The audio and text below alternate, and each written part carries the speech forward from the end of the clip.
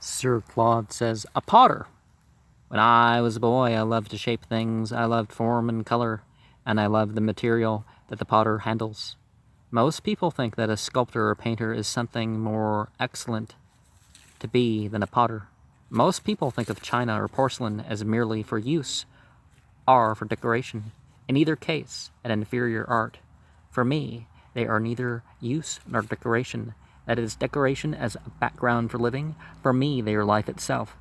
To be among such things, if it is an escape, is to escape into living. Escape from a sordid world into a pure world.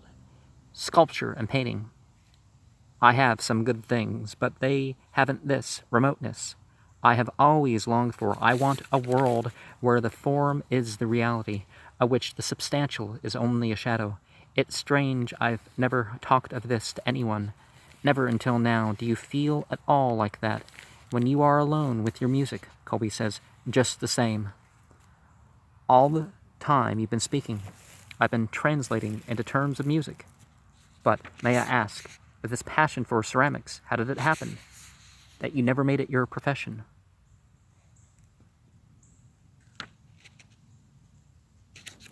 Well, art for art's sake is really waste, but it's obviously neither of them are quite fully along that. But Sir Claude says, family pressure.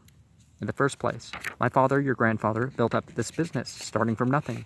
It was his passion. He loved it with the same devotion that I gave to clay. And what could be done with it? What I hoped I could do with it. I thought I despised him when I was young, and yet I was in awe of him. I was wrong in both. I loathed this occupation until I began to feel my power in it. The life changed me. As it's changing you. It began as a kind of make-believe, and the make-believing makes it real. That's not the whole story. My father knew it. I hated it, and that was a grief to him. He knew, I am sure, that I cherished for a long time a secret reproach. But after his death, and that it was too late, I knew that he was right, and all my life I have been atoning to a dead father. He had always been right. I never understood him. I was too young, and when I was mature enough to understand him, he was not there. And graven images, if you look at patterns and shapes, they fall short from mimicking reality. But architecture and objects without that can have certain effects, now can't they?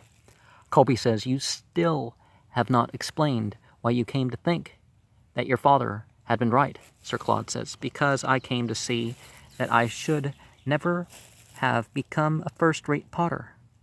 I didn't have it in me. It's strange, isn't it, that a man should have a consuming passion to do something for which he lacks the capacity. Could a man be said to have a vocation? To be a second-rate potter? To be, at best, a competent copier, possessed by the craving to create, when one is wholly uncreative? I don't think so, for I came to see that I had always known at the secret moments that I didn't have it in me. There are occasions when I am transported, a different person, transfigured in the vision of some marvelous creation, and I feel what the man must have felt when he made it. But nothing I made ever gave me that contentment, that state of utter exhaustion and peace, which comes in dying to give something life. I intend that you shall have a good piano, the best, and when you are alone at your piano in the evening, I believe you will go through the private door into the real world, as I do sometimes. It's interesting. Musical instruments create sort of a break in a pattern. Don't know quite how to explain it, but I mean, the physical thing it does is not quite the same thing as the voice making those same sounds. It doesn't, even a voice that you don't think is so good, the evenness and the beauty of the pattern is more apparent when it's a voice. Colby says, indeed, I have felt, while you've been talking, that it's my own feelings you have expressed. Although the medium is different, I know I should never have become a great organist. As I aspire to be, I am not an executant. I am only a shadow of the great composers. Always when I play to myself, I hear the music I should like to have written, as the composer heard it when it came to him. But when I played before the other people, I was always conscious that what they heard was not what I heard when I play to myself. What I hear is a great musician's music. What they hear is an inferior rendering, so I've given up trying to play to other people. I am only happy when I play to myself, Sir Claude says. You shall play to yourself, and as for me, I keep my pieces in a private room. It isn't that I don't want anyone to see them, but when I am alone and look at one thing long enough, I sometimes have that sense of identification with the maker of which I spoke, an agonizing ecstasy which makes life bearable. It's all I have. I suppose it takes the place of religion, just as my wife's investigations into what she calls the life of the spirit are a kind of substitute for religion. I dare say truly religious people, I've never known any, can find some unity. Then there are also the men of genius. There are others, it seems to me, who have been best to live in two worlds, each a kind of make-believe. That's you and me. Some day, perhaps, I will show you my collection. Colby says, thank you. Sir Claude says, and perhaps sometime you will let me hear you play. I shan't mention it again. I'll wait until you ask me. Do you understand now what I mean when I spoke of accepting the terms of life imposes upon you? Even to the point of accepting make-believe. Colby says, I think so. At least I understand you better in learning to understand the conditions which life has imposed upon you, but something in me rebels against accepting such conditions. It would be so much simpler if you weren't my father. I was struck by what you said a little while ago, when he spoke of never having understood your father until it was too late, and you spoke of atonement, even your failure to understand him, of which you spoke. That was a relationship. A father and son. It must often happen. And reconciliation after his death, that perfects the relation. You have always been his son, and he is still your father. I only wish that I had something to atone for.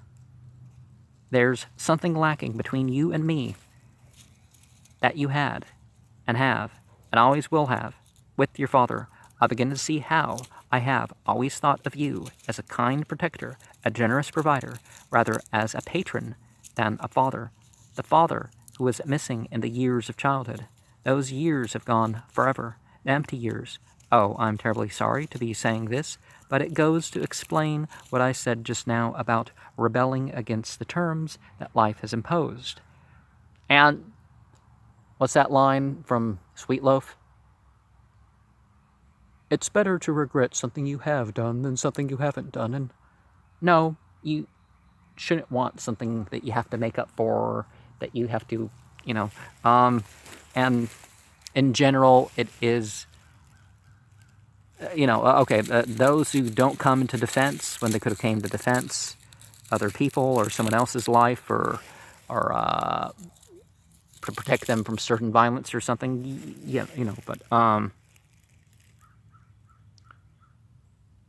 but in general, sins of commission are worse than sins of omission. Sir Claude says, it's my own fault. I was always anxious to avoid the mistakes. Sin means mistake. My father made with me, and yet I seem to have made a greater mistake than he did. Colby says, I know that. I'm hurting you, and I know that I hate myself for hurting you. Sir Claude says, you mustn't think of that. Colby says, I'm very grateful for you, for all you've done for me, and I want to do my best to justify your kindness by the work I do. Sir Claude says, as my confidential clerk. Colby says, I'm really interested by the work I'm doing and eager for more. I don't want my position to be in any way a make-believe. Sir Claude says, it shan't be. Meanwhile, we must simply wait to learn what new conditions life will impose upon us. Just when we think we have settled our account, life presents a new one, more difficult to pay. I shall go now and sit for a while with my china. Colby says, excuse me, but I must remind you. You have that meeting in the city tomorrow morning. You asked me to prepare some figures for you. I've got them here. Sir Claude says, much depends on my wife. Be patient with her, Colby. Oh yes, that meeting. We must run through the figures.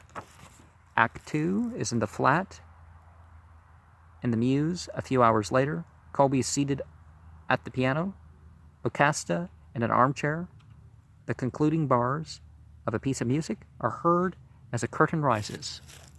And are all his plays going to be about people that are clearly richer than most people and the richest of societies, you could say?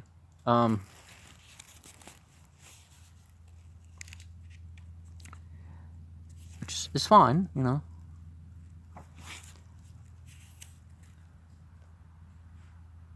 Lucasta says, I think you play awfully well, Colby. Not that my opinion counts for anything, you know that. But I'd like to learn about music. I wish you would teach me how to appreciate it, Colby says. I don't think that you'll need much teaching. Not at this stage, anyway. All you need first is to hear more music and to find out what you like.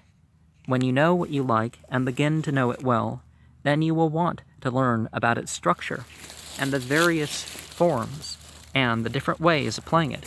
Lucasta says, but suppose I only like the wrong things.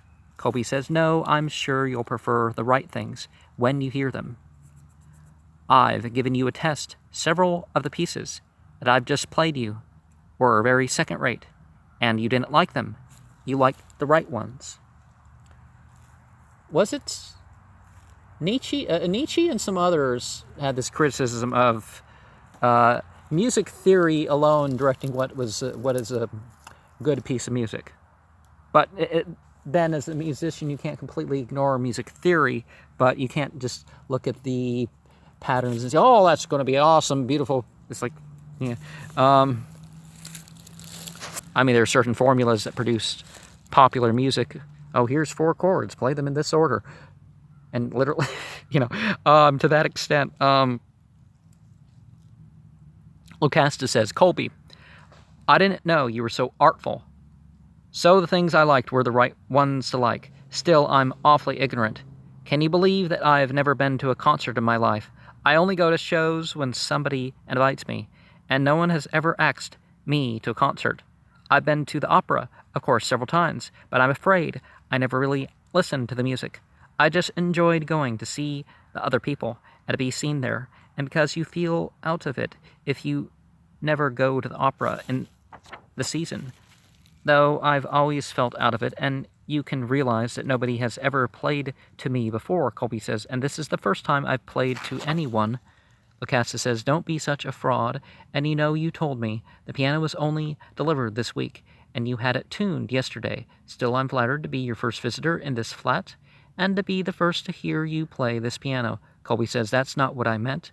I mean that I've not played to anyone since I came to the conclusion that I should never become a musician. Lucasta said, did you find it a strain, then, playing to me? Colby says, as a matter of fact, I think I played before. I can't bring myself to play to other people, and when I'm alone, I can't forget that it's only myself to whom I'm playing. But with you, it was neither solitude nor people. Lucasta says, I'm glad I'm not people. Will you play to me again and teach me about music? Colby says, yes, of course I will. But I'm sure that when you learn about music, and that won't take you long, and hear good performers, you'll very quickly realize how bad my playing is. Lucasta says, really, Colby, you do make difficulties. But what about taking me to a concert? Colby says, only the other day I invited you, Lucasta says, to go and see that American musical.